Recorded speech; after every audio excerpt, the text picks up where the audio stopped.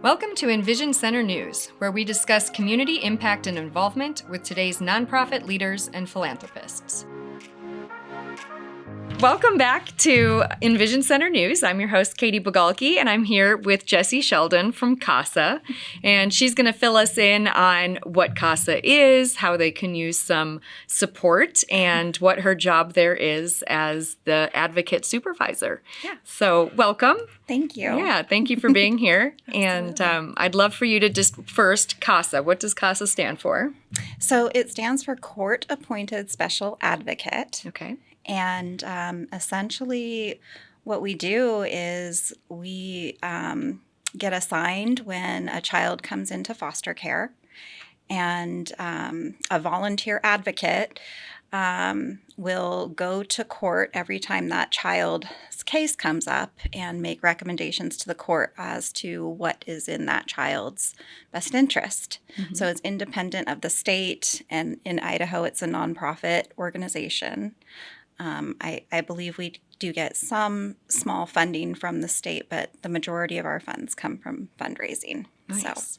Well, maybe not nice. Could be nice, could be not nice. Well, what is nice is that because it's a volunteer organization, our costs are not very steep because we have advocates that donate very generously of their time and mileage. Yes. And so that's why we're able to do so much with so little. Yeah, I want to share some of those numbers because I looked at what you had filled out for me and I thought it was amazing. Now I have it somewhere. Okay, here, these numbers right here.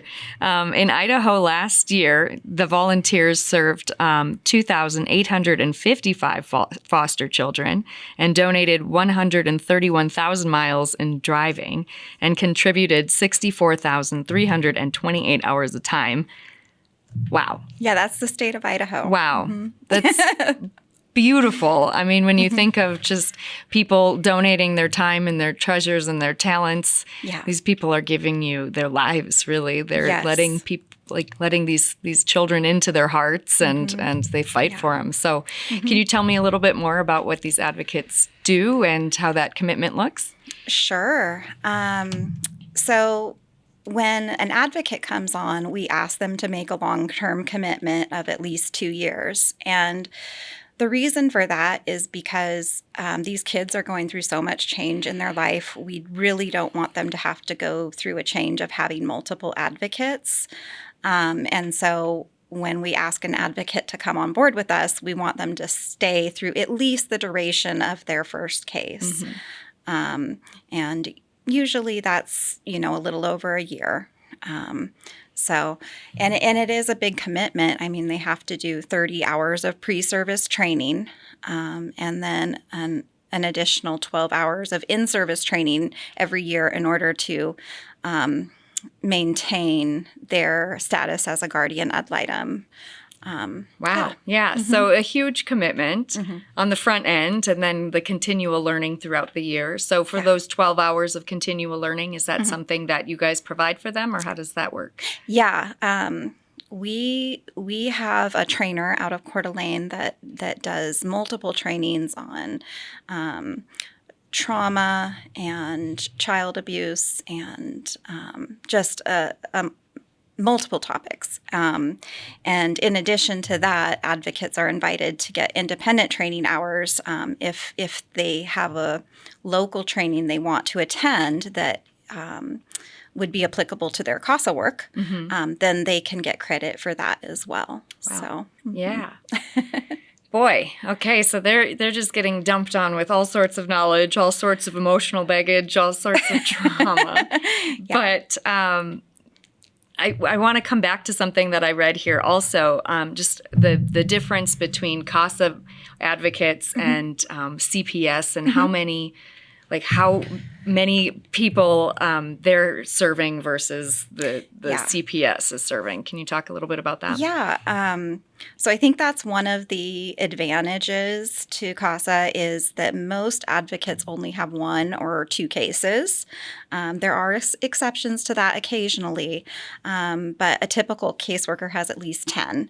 And so that really limits their time and how much they can dedicate to each case. And so our goal is to really be able to spend more that one-on-one time with those children and to really get a thorough understanding of the circumstances in that child's life. Yeah, absolutely. Just having that focus and not, no distraction, no accidentally switching two cases in your mind. And man, gosh, I'd be interested to know how many miles you would have driven if they had the 10 students or kids under their care. Yeah.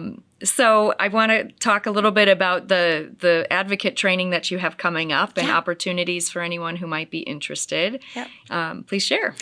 Yeah, so February 9th is the next training that we're going to be offering in Sandpoint. We usually only do a Sandpoint training once a year, and so there probably won't be another opportunity for a local training until 2024 after this one. We will have more trainings in Coeur d'Alene, but we're going to be starting February 9th. It's a Thursday, and that class will go from 9 a.m. until 1 p.m. every Thursday. I believe it's 6 weeks. So that's that 30-hour training ahead of time. Yes. Great. And do you have anyone signed up for this yet? We have 5 advocates so far. Okay. Our goal is to get to a class of 10. Okay. So, if you're listening to this and you think this might be work for you, please reach out to us. And then at the end of the training for this year, we're doing something a little bit different. We have our Ray of Hope event March 23rd, and both of our Bonner County judges, Lori Muhlenberg and Tara Hardin, have agreed to attend that event, and they're going to swear in those new advocates at that event. And so, nice. And that's open to the public. And so this is the first time we're doing it in that setting instead of a court setting, but I'm really excited about that. Yeah, that's excellent. So can you talk a little bit about the background of these advocates? Do they need to have any sort of court training or educational background, or what does the typical advocate look like for you guys? Yeah, so our only requirements are that this advocate wants to help children, and they have to be able to pass a criminal background check. But other than that, they just really have to have a heart for kids. Now, granted, a lot of our advocates come from some pretty professional backgrounds. We've got teachers, we've got retired counselors, we have some law enforcement that's retired. So as you can kind of hear, a lot of retired people, but we do have some advocates that also work full-time. It's easier to dedicate the time that this difficult job takes if you don't have a full-time job. But we've got some great people that are juggling both too. Yeah. Well, I mean, just knowing how difficult this job is, I want to just take a moment to stop and thank you for being so dedicated in a career, helping and serving children and just being selfless. Because when I read your questionnaire, I was like, man, this woman has a heart of gold. Just a heart of gold and massive resilience, I would imagine, because it has to be hard. And just to see some of these things, and you've been in it for a long time. So thank you for what you've been doing. You're welcome. And I mean, I'm so thankful of our advocates to just give so selflessly of their time. And it's a great group of people. And so I really enjoy working with all of our advocates. It's one of the highlights of my job. I love it. I love it. Yeah, I'm sure they can help bring some light and keep things airy for you a little bit. But do you mind just sharing with me a little bit about your past and how you became to work here and in this position? Sure. Yeah, so I actually went to college and majored in English. I thought I was going to be a novelist. I bet you could write some good stories. But I didn't really go down that path of becoming an English teacher. My first job out of college was at a residential treatment center for teens with drug abuse issues and mental health issues. Wow. And then that sort of moved into my next job, which was working for juvenile probation, and working with kids that had, a lot of challenges that are similar to many of the kids we work with now. And then I also did, for a short time, misdemeanor probation for domestic violence cases, which really helped familiarize me with the cycle of abuse and how that is such a generational problem and all of those challenges. And then I took, about 10 years and did other things before I became a foster parent, which I did for 3 years. And then I went to volunteer for CASA. And the trainer at the time, Jan Rust, she's like, well, we're actually looking for a supervisor. Would you be interested in applying for that? And so this job, just sort of came to me. And but I do use my writing skills quite a bit because we write a lot of court reports. So yeah, yes. Is that a daunting task? Is being involved in court, is that something that excites you and comes naturally, or did it come naturally after plenty of training? Or I would imagine an advocate might be very good at sitting and listening to a child and helping assess situations, but maybe that would be a hang up, going into the court system. It could be nerve-wracking for a lot of people. I had my first exposure to the court system as a probation officer. I would write affidavits for that. So that kind of got my feet wet. And so it doesn't scare me as much as it used to. But I think once the advocates get into court a couple of times, they calm down and they're okay with it and they're comfortable with it and they get to know the judges a little bit better. And but it can be a little bit daunting at first. Yeah.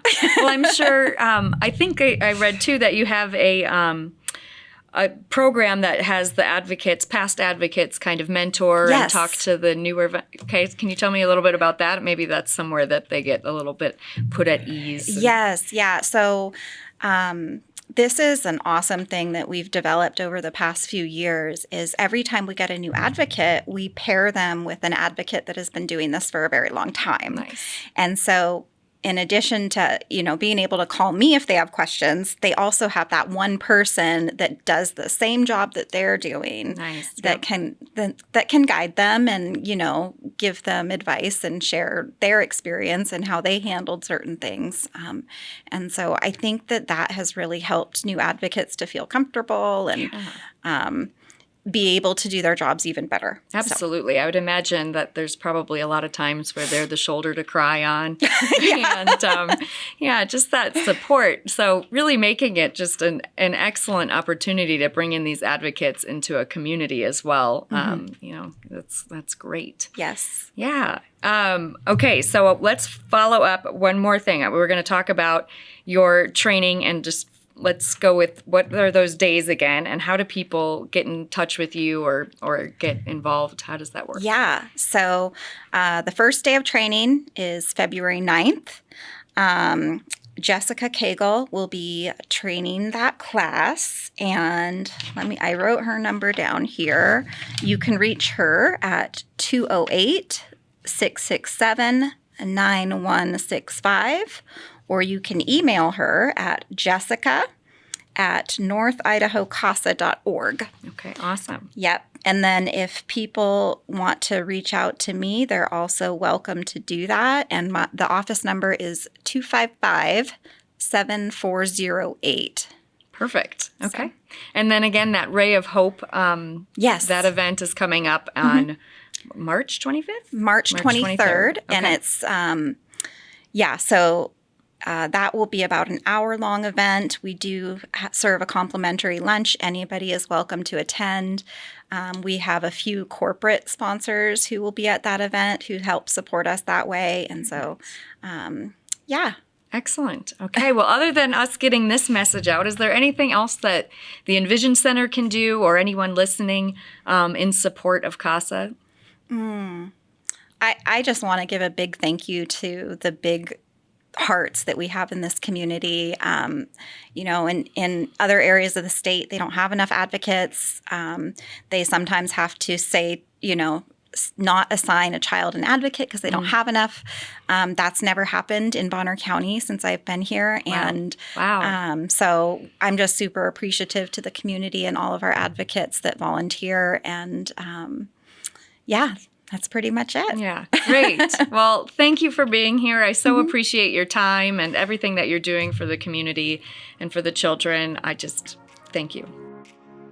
Thanks for listening to today's episode. For more information, you can go to CRECidaho.com. Please like, share, and subscribe. We'll see you again soon.